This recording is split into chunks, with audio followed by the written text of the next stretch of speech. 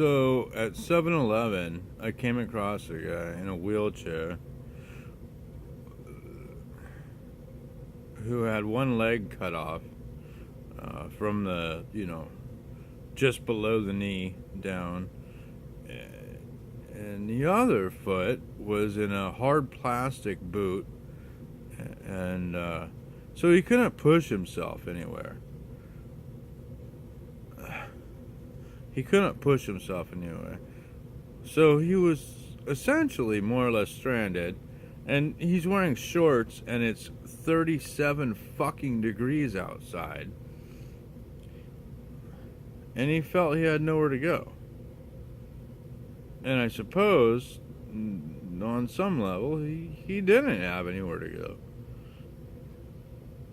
Why is that? How is it that somebody in that condition has nowhere to go? We were 2 blocks away from the hospital. 3, whatever. Actually, what I think about 4 blocks, but whatever. Irrelevant. We were about 4 blocks away from the hospital. But the guy couldn't push himself anywhere because his big, heavy plastic boot in his wheelchair and the footrests, this is an important part of it, the footrests of his wheelchair were missing. They were gone. He said, hey, I got called into the hospital.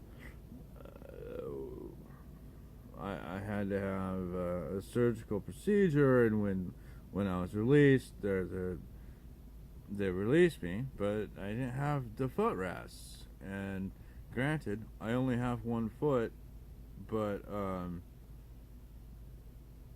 my other foot is in this huge plastic, case. It's kind of like a brace. I'm not sure what you want to call it, but and he's not going to have enough strength to hold that thing up. So, if he tries to push himself around, if he's on a sidewalk, when you hit the little ramps where at each end of the driveway, his foot is gonna run, and his big foot brace thing is gonna run. It's gonna flip him on his head. It's insane. So the question is, why would a hospital allow him to leave in this condition without ensuring that he had some level of caregiver?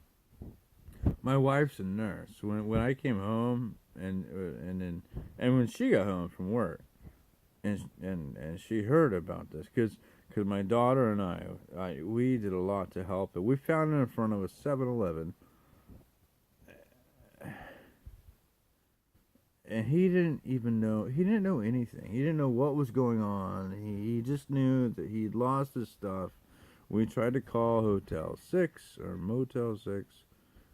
He thought, well, maybe if I could find the paramedics that took my not took my stuff, but weren't careful enough to make sure that I had my footrests so that I can actually use my wheelchair. Because if my feet drag in my wheelchair, well, that's a whole problem unto itself.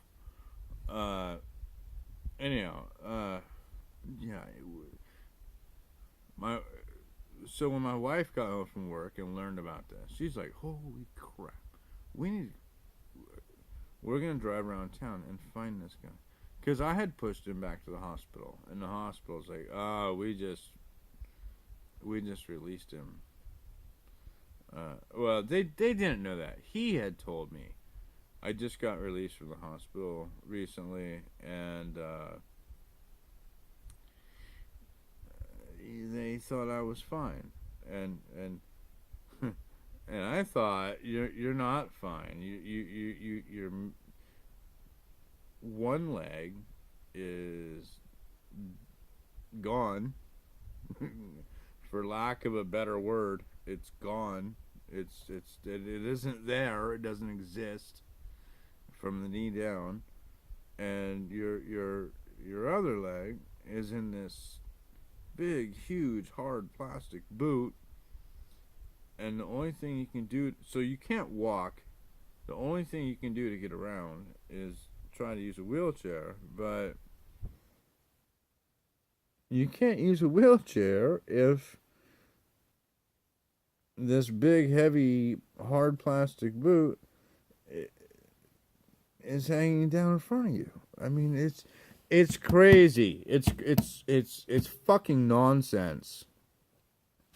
And so anyhow, when my wife got home from work, she was like, "We need to go find this guy," because I wheeled him back. My daughter's phenomenal, and I had my bike with me. We were on the way home from school. I had my bike, and she's like, "Daddy, I'll push my bike, or your bike. I'll push your bike," and we pushed. So I pushed him to back to the hospital. They said, "Hey, we can. Okay, well, maybe there's some parts floating around," and I'm like, "No, you need to try to find out who brought this guy to the hospital. What paramedic company?" And he's like, "Yeah, I think we can do that because whatever. He was at Motel 6 on 100th Street. I'll see what paramedic places pick up at that location, and I'll try to figure this out." But then the security guy that was standing next to us when we were like, "Okay, all right, we're done. We're gonna go." He walked up beside me and said, "This guy's a frequent question. Excuse me, sorry. Constant customer. He's here all the time." As if that should dismiss him. As if that should dismiss him. If he's a frequent customer, the fucking guy can't walk, and you're just gonna release him to the street? Like, how is that civil? How is that? Okay, your hospital says, "Hey, we just don't have the time and care to take care of people." Like, I had kind of thought that at least if we get him back to the hospital, there'll be somebody that could advocate for him in some way. Somebody, they'd be like, "Oh God, yeah, go see our social worker, and let's try to find you a better chair, and no, bullshit, none of that. None of that. There was none of that. There was, I really felt like they were just blowing smoke up my ass the whole time, that they were telling me, "Hey, we'll see what we can do here." And what do you do? You just,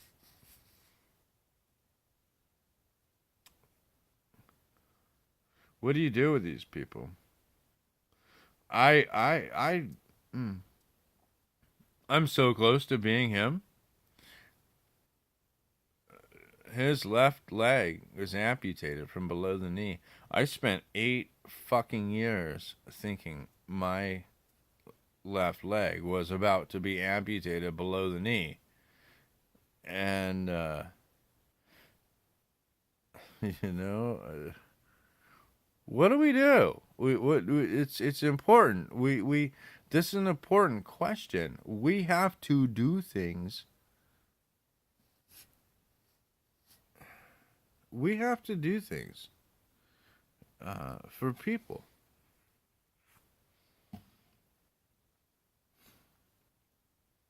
People who can't help themselves. need help. By definition, uh, uh, I love my girlfriend so much because when I told her about what had happened with Dylan and I on the way home from school and the guy we ran into, and we took him to the hospital, she packed up a bag full of blankets. She made a bunch of phone calls to social workers she knows because she's a nurse, and she's like, "We are gonna go find this guy. He's actually sleeping on our couch right now." Uh, because there's no other fucking help for him. It's insane. There's no other help. How is this acceptable in a country that is supposedly the richest fucking country in the world? How is this acceptable? This guy needs help. I mean, yeah, he had a beer in his jacket, that he was sipping on when I picked him up. Yeah, you know what? If if I had lost a leg and was in a wheelchair and had no family anywhere near and didn't know what the hell I was doing, I goddamn guarantee you I'd have a beer. I'd have a whiskey sour in my hand. So, that not faulting him for that at all. In fact, the guy is me. In so many ways, that guy is me. I thought I was about to lose my leg for 8 years, and I would have had nobody. And I just, I don't know what. I'll get off that. That's different. But I had so much sympathy for this guy, and we need to do better. We need to do better. Our country, our people, our individuals need to do better. We all need to care and volunteer our home space so that the streets we see that are full of homeless people that have to sleep in the snow. Yeah, I don't know. Are you okay with people sleeping in the snow? I I know when I see people sleeping in the snow, I feel like, holy shit, I'm not doing enough.